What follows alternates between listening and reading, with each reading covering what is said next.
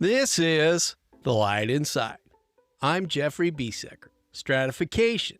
In the context of therapeutic practice, it helps clinicians differentiate somatic, cognitive, relational, and identity-level processes in real time, reducing the risk of interpretive intrusion and allowing more precision, titrated engagement at the layer where the client's pattern is actually organizing. In this episode on stratification, I'm joined by Lincoln Stoller, a clinician whose work spans hypnotherapy, neurofeedback, and experiential psychotherapy, as we explore how moral gating, therapeutic progress, shame, and the delicate edge where therapist and client meet at the boundary of uncertainty. If growth requires entering confusion without collapsing into control, what does it actually take to hold that edge without fixing, forcing, or fleeing? Find out how when we return to The Light Inside. When it comes to mobile service providers, many of the big-name networks leave a bad taste in your mouth with their high-rate plans, extra fees, and hidden costs or expenses. Mint Mobile is a new flavor of mobile network service, sharing all the same reliable features of the big-name brands, yet at a fraction of the cost. I recently made the change to Mint Mobile, and I can't believe the monthly savings, allowing me to put more money in my pocket for all of the things which truly light me up inside. Making the switch to Mint Mobile is easy. Hosted on the T-Mobile 5G network, Mint gives you premium wireless service on the nation's largest 5G network with bulk savings on flexible plan options. Mint offers 3, 6, and 12-month plans, and the more months you buy, the more you save. Plus, you can keep your current number or change to a new one if you like, and all of your contacts, apps, and photos will seamlessly and effortlessly follow you to your new low-cost Mint provider. Did I mention the best part? You keep more money in your pocket, and with Mint's referral plan, you can rescue more friends from big wireless bills while earning up to $90 for each referral. The relational field, that sacred space where two people, clinician and client, safe friend, and trusted ally, join forces to meet some of the deepest wounds and reintegrate the unresolved data of our collective shadow. Today we're joined by Lincoln Stoller to explore one of the key gaps that creates dissonance within that field, moral ambiguity. Together we examine how layered processes, somatic, cognitive, relational, and identity-based, reorganize behavior beneath awareness, and how easily interpretive intrusion or moralization can shape the field. Lincoln, thanks for joining us today. I appreciate what your goal and process is. Thank you. Our community is excited to look at moral gating and abstraction as an adaptive response to uncertainty and how that presents a lot of times in our clinical framing of things. Let me ask you this, Lincoln, as we start today. Within a therapeutic frame, what specific outcome or takeaway do you hope as peers our listeners take away from our discussion in regard to subconscious and unconscious patterns? Well, I mean, there's two approaches. The client's approach to that question and the therapist's approach, I'd say they're very different because the client can define it any way they want. And I have to understand what they're saying. And then I have to judge what seems to be not as strong as it could be or misleading to them. And then there's the question of how do I present myself to people who aren't clear for themselves. And I think my whole approach is about feedback, to hear people where they are and develop as quickly as possible a sense of where they could go in a way that's useful to them according to their needs. So basically I work with a lot of dichotomies. There's the high performers and the low performers. There's the people who are motivated and the ones who are, well, I'm not sure what the opposite is, people who are kind of coasting along. And sometimes I get people who have a lot of money and have no problem paying for regular consultation, and other people who are having their work paid for and they're not committed because in many cases this is just another solution being offered to them, or I suppose in some cases required of them. So getting people engaged in that question is something that's different for everyone. So I would say that it's probably the most important question that I would like people to understand, the difference between unconscious and subconscious, And I'm as glad that you unusually brought it up. That was my core impetus for starting this program. I've been studying psychology since 89, 90 is whenever my college courses started in psychology. And when I started my immersion with the field, I noticed as I was moving into first in coaching and later went back and got my certification, that was the big gap. Where are these patterns that we're not recognizing? What are the things that are unnoticed, so to speak, that keep recurring in quote unquote our behaviors? They're nothing more than our actions and how we present ourselves. But identifying those patterns was key. We largely go through the cycles of our default life without being able to name them. That's part of the reason why they stay unconscious, because we don't have them in awareness. So the goal is to find those specific instances. What's one specific pattern that comes up for all clinicians or most clinicians? Identifying it, naming the stepwise processes. Part of that's even identifying what we label and associate with unconscious and subconscious and where that occurs in our embodied processes. I feel as clinicians, we're now kind of lifting the veil on exactly where all of this stuff's actually going on in our body and how that becomes integral. How we're looking at the nervous system, how we're looking at regulation, how we're looking at pacing, when we're activated and what the particular triggers are, and not just the environmental or situational trigger, but the deeper underlying core triggers. What are the unconscious processes that are going on that is really the core root cause, is where we're going ultimately. So often we can identify the outcome or result, yet we're not seeing the impetus or the core source of that. So that's where we're ultimately going, is identifying where some of those core sources are and how that maps out to specific relationships, specific contexts, and specific behaviors. But until we start to realize what that true unconscious source is, the part we're not really aware of, it's where, as clinicians, we excel. We don't necessarily have to imbibe all that information with our clients. As you so rightfully pointed out, I want to nod my hat to that. We can flood and overwhelm their capacity by dumping that information on them, or even trying to engage in that narrative. So from a clinical point, this is what we hope to establish with this conversation, if we could. And that's ultimately where we try to base as a community, where we're adapting our clinical models. That relational field is key to everything.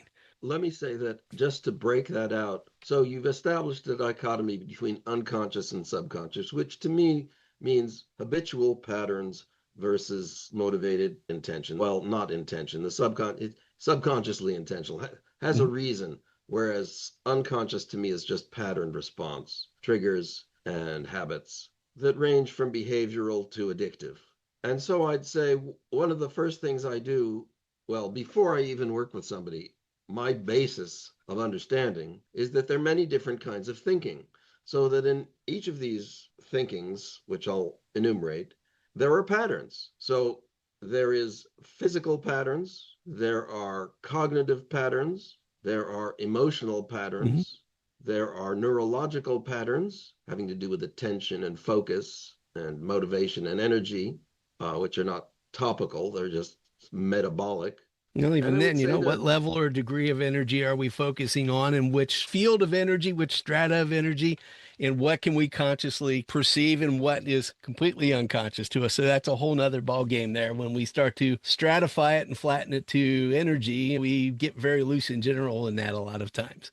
That so itself becomes very ambiguous and dichotomous a lot of times, because we just say, everything's energy. Well, is it chemical energy? Is it mechanical? That's a whole nother realm that we're starting to divest from clarification and targeting a specific unconscious, subconscious. So, so I have these in my mind, and I have different tools. I have hypnotherapy, neurofeedback, I have talk therapy, I have regression.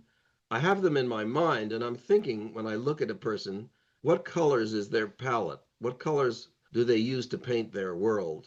is that itself an overgeneralization, and where does interpretation come in on that? Well, then it's feedback. It's like I don't tell these things to people.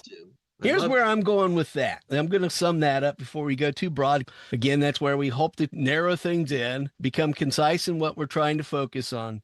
So, what we're targeting within that is, rather than treating over uncertainty as moral conflict or as character traits or ideological flaws, we're finding flaws in each other, or we're trying to assess personalization to character traits. Those are two patterns. How does that play out? They become different sub patterns. They become belief systems. They become a lot of other things. Somatically, a lot of different things are going on there between brain processes and other internalized processes, which area of the brain is processing. A lot of nuance comes in there. So tracking comes into play. What are we observing in a client, and how attuned are we to our observing? What's going on within their embodied responses? And do we separate our narrative, our interpretation from that? And where do we let that person just be present and identify what they are spotting, what they are tracking, what comes up for them?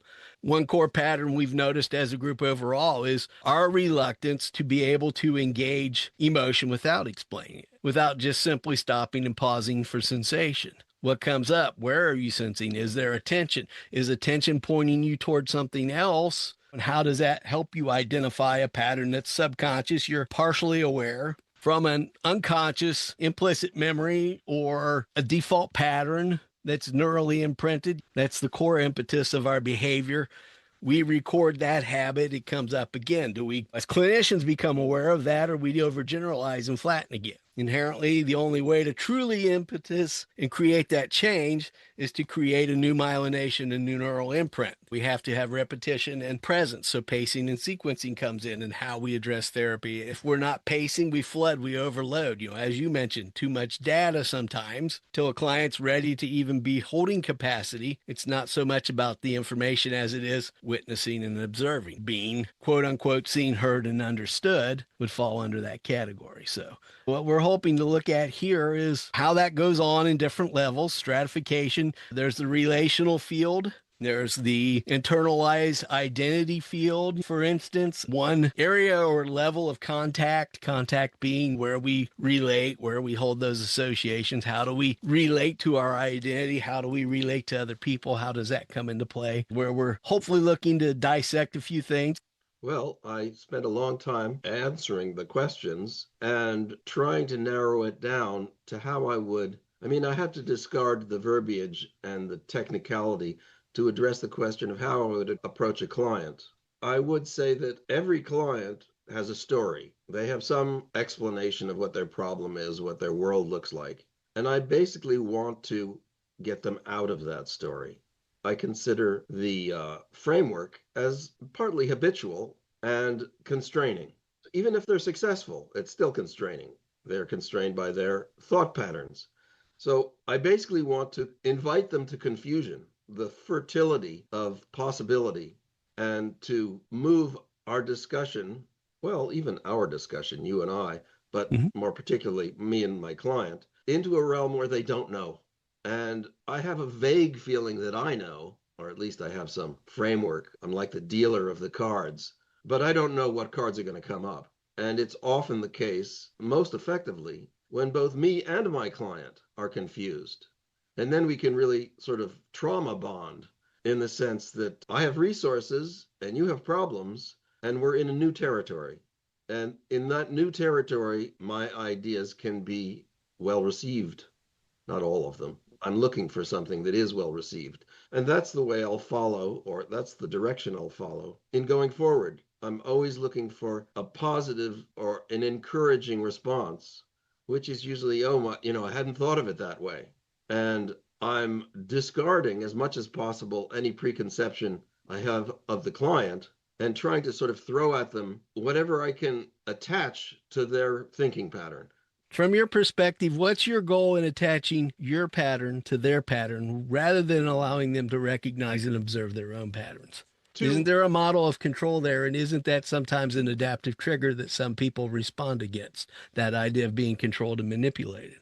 No, I'm not manipulating them. I'm suggesting. I'm not telling them what to do. I'm asking them to go in this direction. Might that become an intrusion sometimes, which is part of the process that's shutting a person down? Absolutely. And sometimes. And why positivity? Let me ask you this. Do you tend to root yourself in positive psychology where the goal is to move everything to positivity? Or do you move more toward relative psychology where it's, again, about relating to what comes up, holding and accepting your emotions, or are we trying to suppress and manipulate? I move toward accepting conflict, accepting anything. So I want them to feel comfortable accepting their conflict and exploring their conflict. So I'll be encouraging in an existential way. I'll encourage them to find a solution to reveal as deeply as possible what their conflict could be. Conflicts. It's Most part of people, that conflict that we're trying to bypass or suppress what's coming up for you, what's in the present moment. yeah.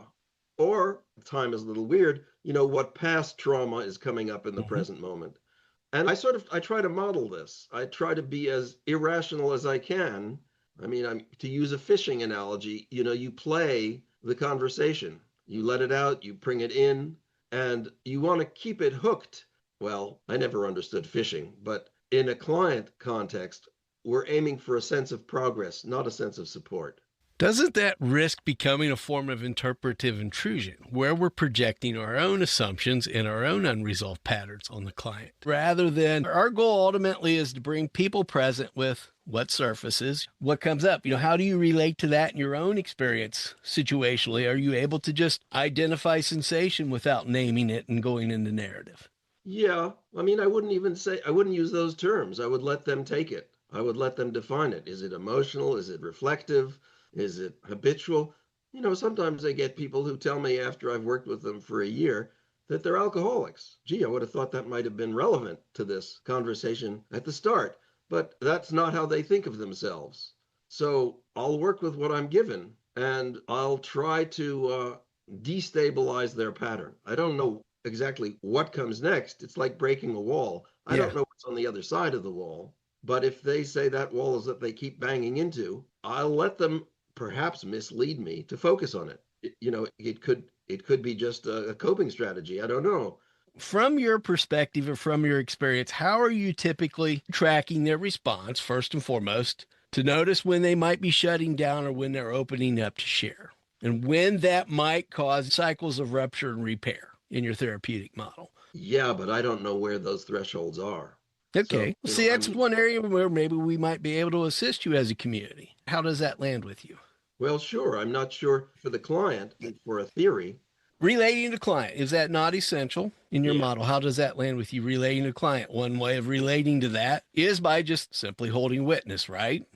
We speak about being seen, heard, understood. That's itself a very blatantly dichotomous and flattened thing.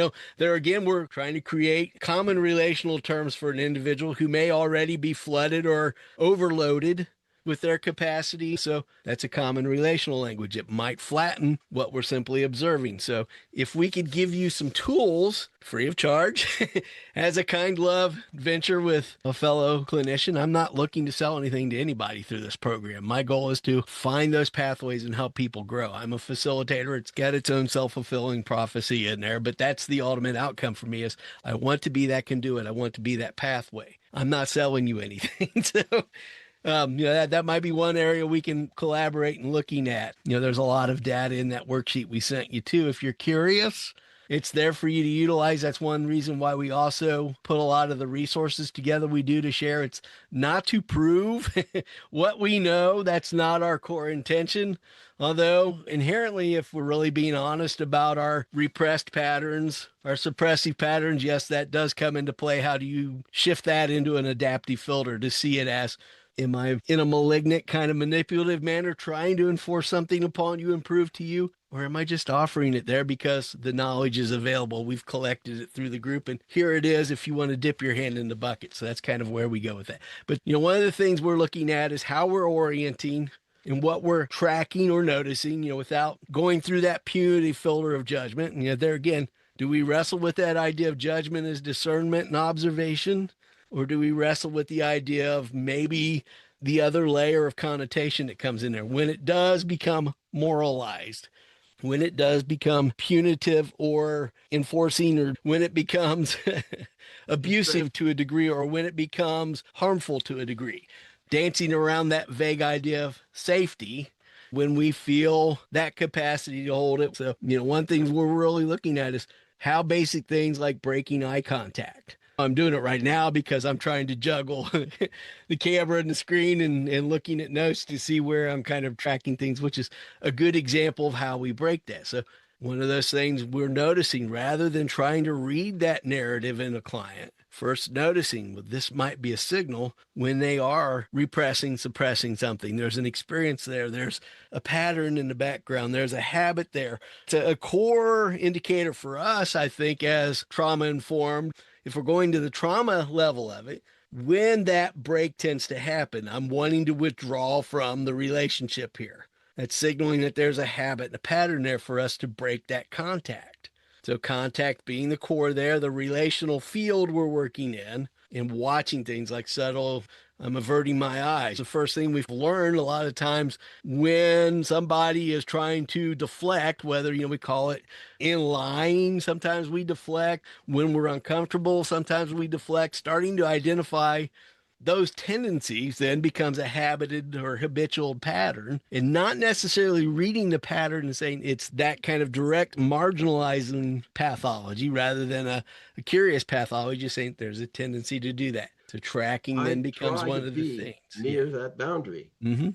Yeah. I want to take people to their uncomfortable boundary. Yeah. And it's a delicate place to be because, as you said, you cross it, they'll, leave. And the more you're aware of it, the more you do it in everyday life. You have to actually learn to productively shut it off a lot of times, or you're doing it in all your conversations, and then you yourself become overloaded and flooded with it. I just did it yesterday in social media. I tend to be able to mediate and digest things under stress to a greater degree now, because that was one of my core triggers before, based on my associations with shame and my associations with guilt. Without going too far into my background in my environment, relationship with anger in my environment growing up, even down to our identity level, is, well, that's just a family trait. We just have hot-blooded German in us, became a conditioned response. Well, that kind of give you permission to say, I don't understand why I'm angry, but hey, it's because I'm German. It becomes a deflection. So going back to that yesterday in this conversation, by the end of the day, I'm doing a lot of deep work. I'm overloaded. I've been doing a lot of research this week and a lot of combing through all of the data that's coming in from guests, coming in from the community feedback. And all of a sudden, I read a very innocuous comment on social media, just kind of in a casual conversation, and didn't really feel incensed by it, but just could feel that kind of overwhelm. My capacity was up. I was kind of putting too many sensory inputs, and being able to identify that, then, well, I'm feeling tension. I feel it I can feel it now again because I'm reactivating it. The exact same mirror, because the body's starting to sense that. My chest starts tightening up. I can feel my breath quickening. When I pause that, you start to recognize it in yourself. That's also the point when most of us go over that proverbial edge. Yes. And then maybe go into that recursive pattern where that might not be the most adaptive outlet. It might not be the most healthy outlet for us. It might be where we're challenging our boundaries. Kind of often, I couldn't say always, but often where people's problem is. That's where they're losing control. Yes, that's that edge point. That's exactly where we kind of go with it, is that idea of what's your edge, where's your capacity? The approach is to take you there. Yeah. And to help you learn to balance there. It's like learning a bicycle. You can't hold on to the person and keep them upright and expect them to learn how to stay upright on by themselves. But then they have to want to. Yeah. How do you convince somebody to want to learn to ride a bicycle when they're afraid of falling over? That's where that interpretive intrusion comes in. The goal is, most of us have that inherent unconscious pattern. It's I'll call it adaptive, because yes, there is a protective element, but ultimately we're just trying to adapt to the situation and find that underlying certainty. Yet we inherently know that uncertainty might be the more core principle of life, because you can't inherently predict everything. It's probability, it's affect, what's coming up and what's my response. So that's where we're trying to orient again. But also growth and change means going to that place. So do you want to change or not? And in some clients, the ones that, well, I'm not sure I should say success or failure, but the ones who stop working with me are often the people I've taken to that boundary and they've refused to go further. So let me ask you this. Hold that frame for a moment. Let's put it in frame. Let's put it in relationship. Whether or not you want to do it, where does guilt and shame step into that? Potentially consciously, subconsciously, or even unconsciously, where It's so deeply suppressed or sublimated or bypassed that you don't have the relational capacity to touch it as the individual experiencing it. Well, what's the question there? Because my comment Oh, is that there's a it's lot. almost always the case. There's about 6 questions in that. I mean, ultimately, when you get to that area where guilt and Hmm. shame are becoming evident, self-evident, Yeah. I have to ask the client the ultimate question, do you want to deal with those things? Yeah, I mean, I'm not even asking it directly. It's being situationally presented to me. So, do you feel sometimes that that itself becomes unconsciously or subconsciously moralizing, whether somebody's aware of it, namely because I can identify with this because for 50, what was it? At least 50 years of my life, I could not touch or grasp that idea of the guilt and shame. It was inherently the trigger. Once I was able to metabolize that idea, and it wasn't about the idea itself, it was understanding when that come up. Because every time it would come up, then the overt diversion was that outlet of anger, that outburst of aggression. That need to control was ultimately the impetus there of under uncertainty. I didn't have the capacity to just allow uncertainty to occur.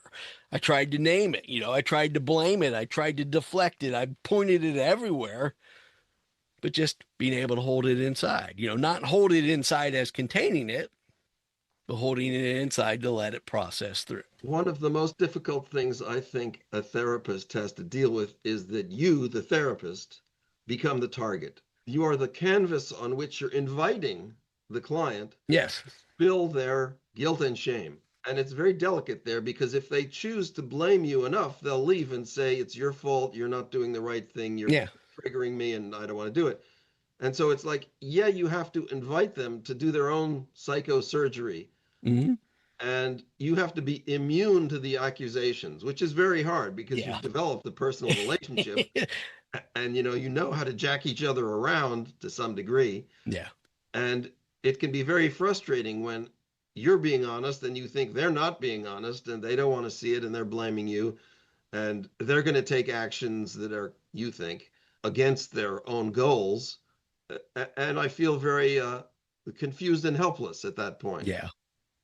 And I feel that the professional thing to do is to remain confused and helpless rather than to be assertive and Yes. judgmental Well, what's and our first didactic. instinct? To fix. When Yeah, so somebody's the feeling system I fixed, then often they're feeling guilt and shame because there's that moral projection again, that moral well, gating or that moral filtering that slips in sometimes. so the best thing you can do is to take it and be the Yeah. image that they're afraid of or whatever it is. And then I don't really know if it's even fair to predict what happens next or Yeah. to insist what happens Yeah. next. Well, there And again, sometimes, it's probability. It's all probable. but Yet. also, their success may not sound successful to me. Yeah. Sometimes with clients who, quote, fail my therapy, I feel I did the best I could. Yeah. I brought them to that limit and I showed them the door and they refused to go through it. They deflected it Yeah. or they transferred it or whatever.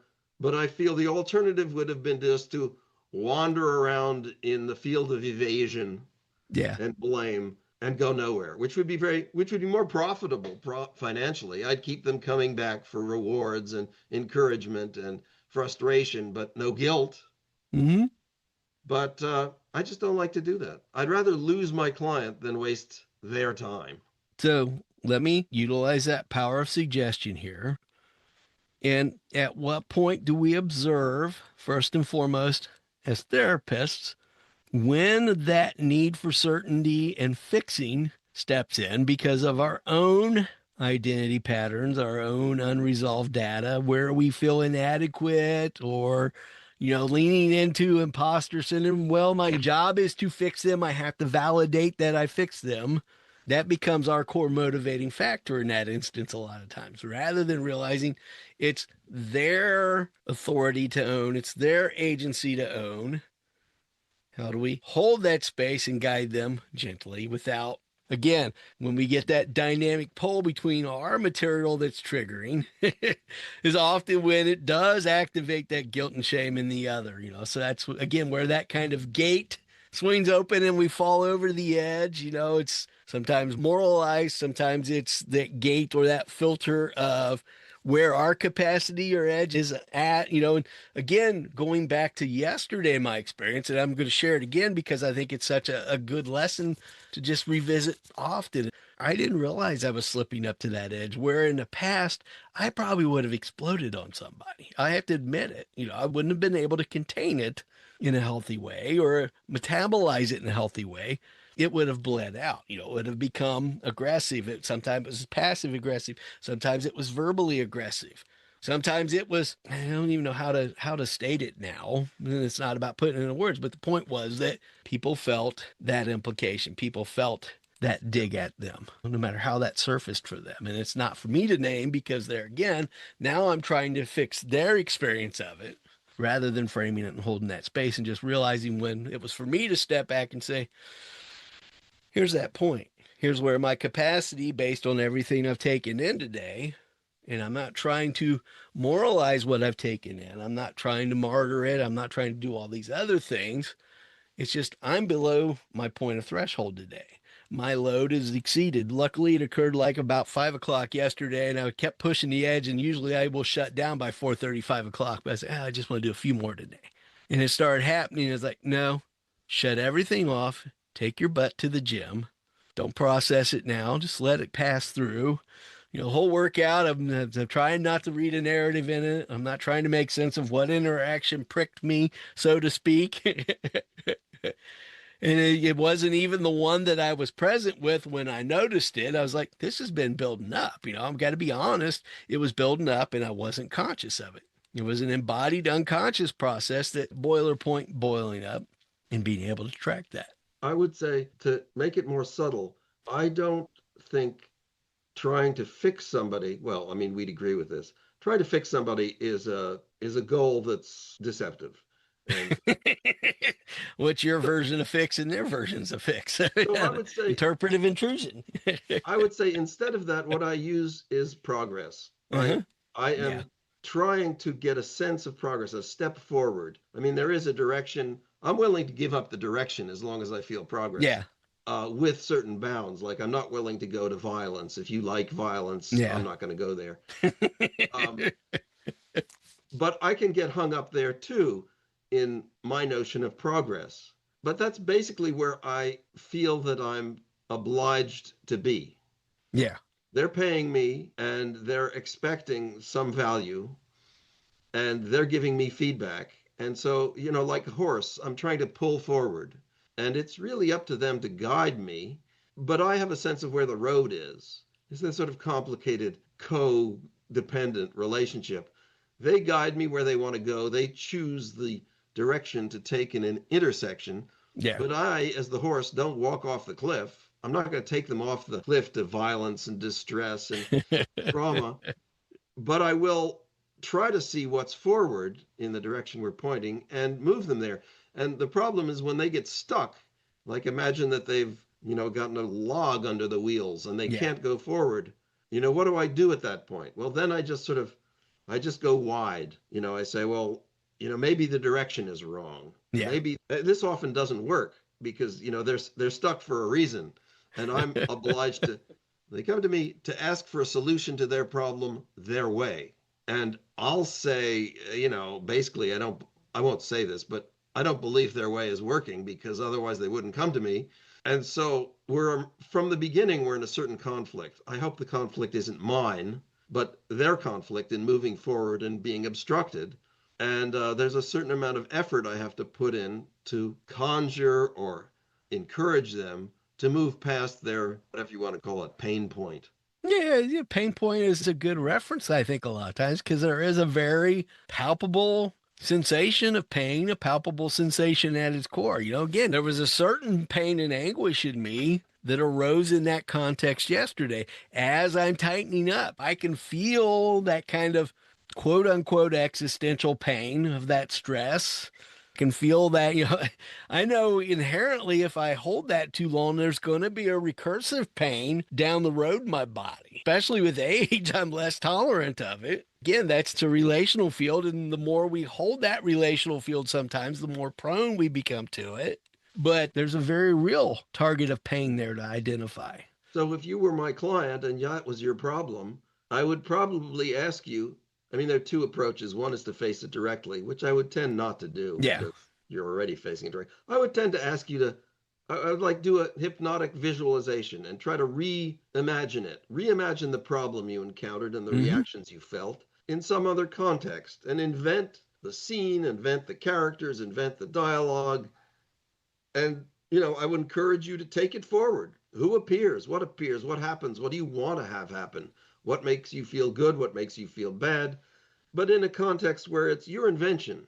I'm Mm-hmm. not talking about your past trauma. I'm not talking about your future worries or your sense of self failure, but I'm encouraging it to express itself, in whatever story you want to weave so that you So can hold it and drop it and look at it either intellectually or emotionally or neurologically, whatever, symbolically, and to see there the way around the roadblock through another context, another framework, either reframing or just taking it into, like you said, go to the gym. I mean, I'm not sure that's a solution no, not in itself. permanently, but It's a fail safe. I would call it a fail safe. We're safe to fail because we have an yeah, outlet. yeah, But it's a pressure release gap more than anything because we still, again, we haven't re-imprinted a new pattern. If we watch where our behaviors come from, again, we're now able to track that back to neural imprinting. There's a neural response. Plasticity comes into play. Well, what's the process that creates that myelination? That's when the new pattern is created. It's literally the rewiring of our neural connections. So, do we need that knowledge to change it? It could be helpful if you're able to associate with it, if you're able to hold that in the field. But in order for that to happen, then we have to have that duration again. Well, when we study those durations, 3 to 9 months then is what is the average quote unquote normalized feel of that quote unquote again. Do we say, well, it's not necessarily beneficial to tell the client unless they have the capacity to hold that? Well, 3 to 9 months from now, things will be better. Well, that becomes demoralizing. So it might not be ready for that pacing and capacity for the individual. Again, watching their bodily responses. What are the neural cues? Well, I'm deflecting my eyes. I see them tightening up. I see them, pulling away. When we can monitor those and pace, then we understand the sequence when they're ready to be exposed to that.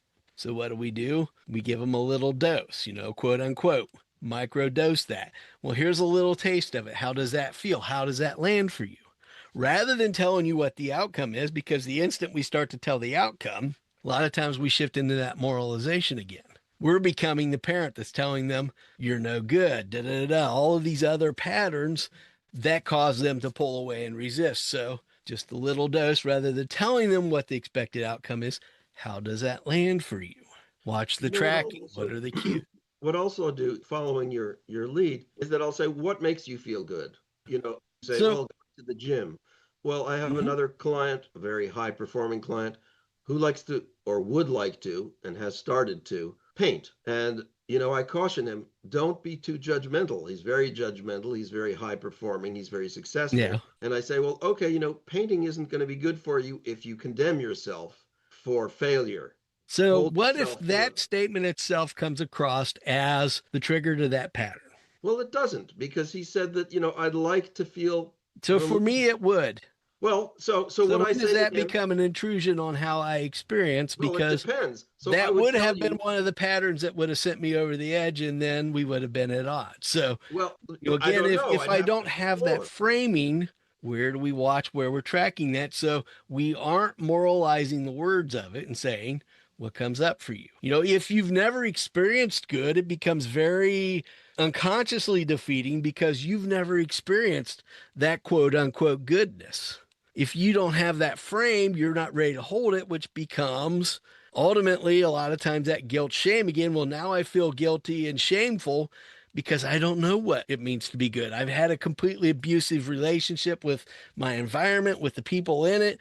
Everything that could possibly be edifying and nurturing to me did not exist. So now that becomes the resistant or pain point. So rather than interpreting that for them in the outright, finding, well, what brings you back to peace? What can you hold? And again, to me, that's one of the greatest mysteries myself, is even now I'm starting to interpret it, and rather than interpreting it, let that person lead you Well, so rather here's than the leading question their is, narrative. it's the realm of experiment. I would Mhm. tell you, to make up the situation, get a pad of paper, a large pad of unlined drawing paper, Yeah. and get some whatever you feel Mhm. comfortable with, paints, markers, whatever coloring, even like charcoal, which is just Yeah. gray, and just start drawing on the paper until you feel one is finished. Tear it off, and you might save them, or if you feel that you want to destroy them, you could do that and go on and do it Yeah. again.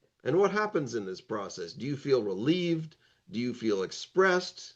Do you feel guilty? Do you feel you're wasting your time? Rewarded? You say going to the gym. A lot of people would respond that that's a way of getting into their body and out of their mind. Yeah. This would be another way. And then what if it's not so much about getting in or out of it, but just again, the goal wasn't me for to get in and out of it. It was to be aware of it when it come up and then letting it work out. Because a lot of the times when we try to manipulate in and out, we might not let it run its course. I didn't try to hold it back. I went ahead, went to the gym. It wasn't going to the gym again to fix the course. It was going to the gym and just following my normal routine, not having the expectation again that, well, I got to get to the gym. It's just that's what I habitually do. If I didn't make it to the gym because I was overwhelmed by it yesterday, again, holding that present, well, that's what I need right now. Let go of going to the gym because what I really need is not going to the gym because that's one more process. So, I think Well, that's integral for me is where do we let that pace find its course again rather than leading the horse to water? I don't know.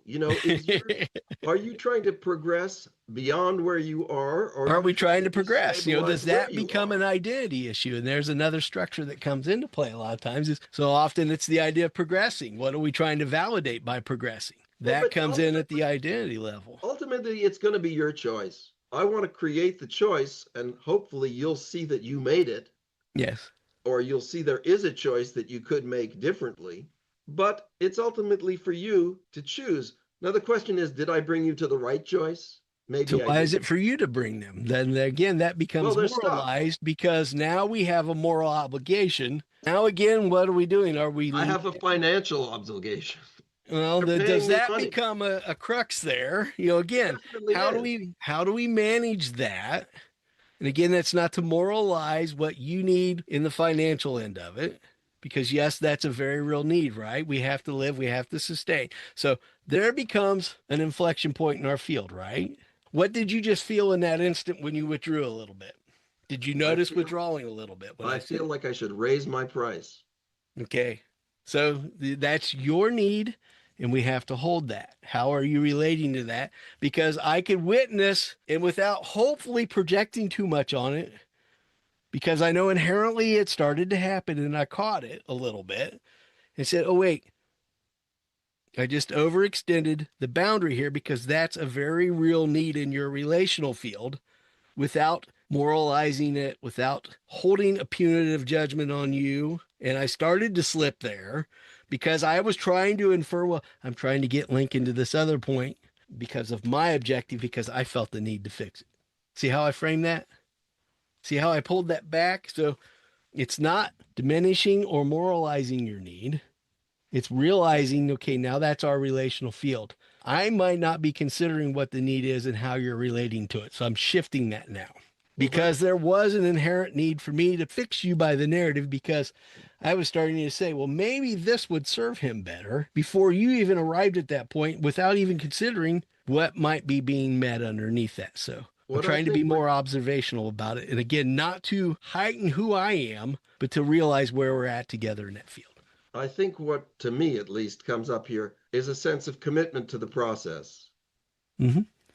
Are we going to move through the rough weather? Which means, do we have a sense of direction? Do we have a sense of progress? Do we have a sense of value? And by combining those, progress, direction, and value, I think a person can, or hope they can, reach a commitment. Yes, Mm-hmm. this is satisfying my criteria, and I will join you in this collective effort, therapist, client. Mm-hmm. And when that starts to break down, I start looking for how to reestablish it. Is it the direction they Yes. lack, the progress they lack, or the value that they lack? And if I can't get them to recombine those, then I would say we're finished. I can't give you the necessary ingredients. All I can do is say, I took you to the boundary and I wasn't able to offer you the choice you needed to make. And that's as far as I can go, or something to that effect. You can call me back and we can work further, or you can not call me back and you can do whatever you want to do. I want to hold that for a moment with you if I can. And if I may have the grace of taking a minute to breathe into that and just hold it for a minute. Because I'm trying not to rush to a judgment. I'm trying not to read a narrative first. And it signaled me as we're having this conversation, you've shared a revelation with me without even interpreting the revelation for me. By bringing me into that space with you, I'm able to reflect back on yesterday now and also say, I know why I'm re-experiencing it now, even though I'm not in direct contact with that instance yesterday. It's a present what's going on with me that allows me to go back and reconnect with a different conclusion, that allows me to reassociate things and maybe reorganizing them without manipulating them. As I reflect back now, if I can share this with you, are you open to that and how this will land? I'm curious to hear your feedback, just simply as a model of feedback and measuring. I'm all ears. Tell me Okay, what you so feel. as I'm relating to that, first I noticed again where a very similar kind of sensation was cropping up. I started feeling a little tense. I started to feel myself withdrawing. And rather than judging that and saying, well, what's going on with me? Or is he going to notice this? I'm starting to listen in and tune in. I'm processing what you're saying, which is kind of an overload. And I admit there was a little bit of slight tuning out there because I was being distracted away from being present with you because this other pattern was starting to surface. So as I noticed when I was doing that, and as I paused, now I'm able to reflect on it. I can now associate why this is coming back up for me now because I was starting to moralize how you were framing things. Not to hold judgment on me in a punitive way, not to hold judgment on our interaction, but just observing when that pattern comes up. And I was reflecting then back and relating that to yesterday. There was parts of me throughout that process that was doing one thing. I was trying to manage other people through that moralization, whether I was conscious of it, as I'm actually talking about moralization with community members, as I'm actually writing out things and processing notes for myself and sharing with the group my input on the episode on moralization.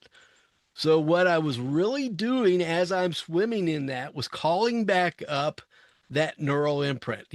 We don't move past them fully because we hold on to so many different patterns of learning that I think there's parts of that, if I were to parse it out, that are going to continue come up as our experiential learning. Double loop. We're measuring the feedback from what we gathered in the past to how we apply that in the future to speak to your framing. So as I'm realizing that, again, now I'm able to reflect back why and how I was starting to kind of feel that exasperation yesterday, if I were to term it with a narrative, that sensation of tension, that heat and overload, that kind of constricting and tightening up, naming what's going on in my body, because that was the cue or signal to the need. The need was be aware of how you feel judged, what part of you might identify with that, how I project that on others, and not again to marginalize or moralize myself to kind of deject that part of me, even though I know that happening. There's a part of me that was feeling that guilt and shame come back up. That became this exile. I feel over here like that pattern's coming back up again. It's not to get rid of that part. It's just to identify with that part again and how it applies. Well, by noticing that, I can now also empathize when I start to do that to others. When I start to slip up to that edge, when somebody's perception then might come in, where their narrative might come in, where they might not have been aware of that.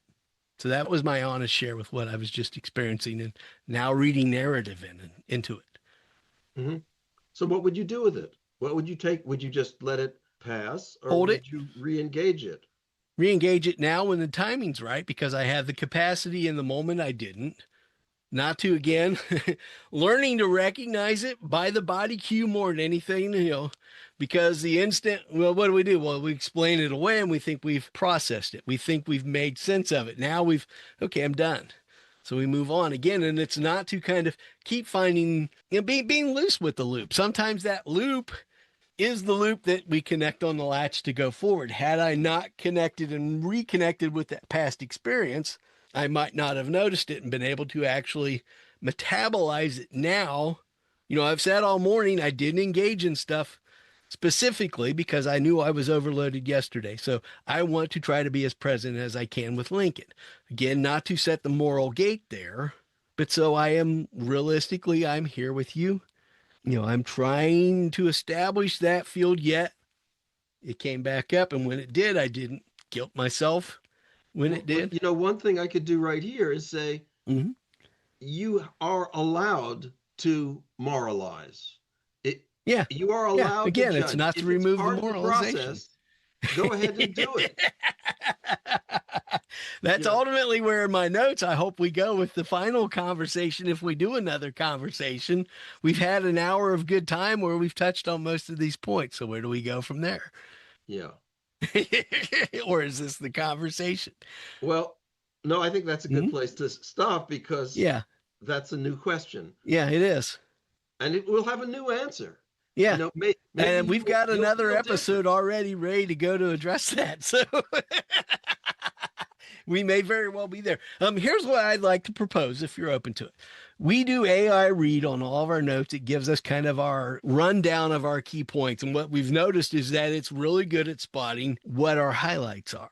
Or at least it gives us a template. Well, here are 3 things we can consider. So, did we touch those points that we set out with? Again, do we struggle with that idea of having clarity and purpose, or do we kind of marry the two? We'll look at that and run it past you and see where you feel we might have hit a good stride, or if we should come back and maybe throw a question or two out there and just kind of chew on that, or if this did it. I feel like this was pretty comprehensive. Yeah, I mean, I'm Pretty looking loosey at the three goosey, but things you sent me last, and I think we did touch on them in our own way. And yeah. the next three you come up with, I would be surprised if they were the same. Again, I'm trying to relinquish my own sense of certainty and control here and run with you because you have a different way, a different model, your orientation, and ultimately it's served you. How do we learn from that also? And I want to thank you for sharing that space because I have taken away so much from our conversation today.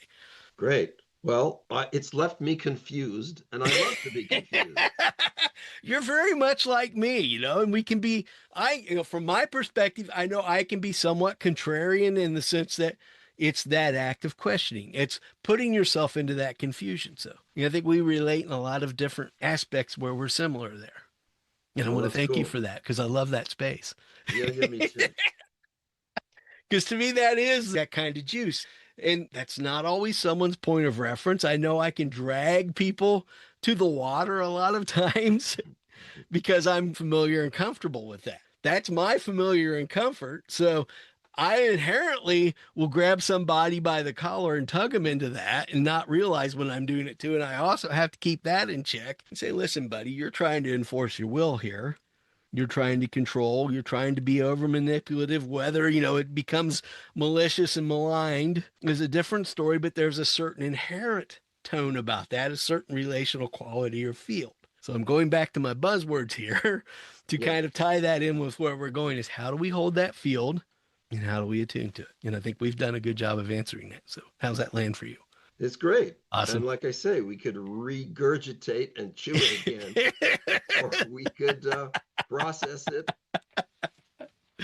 There's an interesting story Yeah. that always blows my mind is that beavers eat twice. First, they eat the bark and the wood, and then they defecate it, and then they eat it again because it takes twice the process to digest it. And so, like, what seems like shit turns into food for the next process. I want to thank you for this most lively conversation. I am so glad we finally connected. I know in the past we've kind of floated in the same orbit and bumped up, and I think we might have even run across a connection request or two at times. So I'm glad we finally found the space and time to communicate Yeah, together. send me the next thing you produce and invite me or don't invite me to Awesome. reconnect. I would love to reconnect, and it's been so good to just spend time with you, Yeah, Lincoln. thank you. I love that we found such a creative path to it today, my friend. I truly am inspired by that. Oh, great, Jeffrey. Thanks a lot. Thank Awesome, you buddy. again. Take Bye-bye. care. Have a great day. You too. Bye bye. Today's episode centered on stratification, how unconscious, subconscious, relational, and identity level processes organize the therapeutic field, and how easily moralization, certainty seeking, or progress orientation can shape the direction of care without our awareness. 3 clinical takeaways for you today. Track strata before narrative, differentiating somatic cues, affect shifts, and relational signals prior to interpretation. Progress without intrusion. Orient toward movement while guarding against moral gating or covert control. Regulate the field, not just the client. Monitor your own thresholds, identity triggers, and certainty impulses as part of the clinical data. As you reflect on your everyday practice, where do you notice your own edge between guidance and intrusion, progress and pressure? And how does that shape the relational field your clients experience? We'd love to hear your feedback. Drop us a note on social media or leave us a voicemail at www.thelightinside.site. And as always, we're grateful for you, our valued listening community of therapeutic professionals. This has been The Light Inside. I'm Jeffrey Biesecker.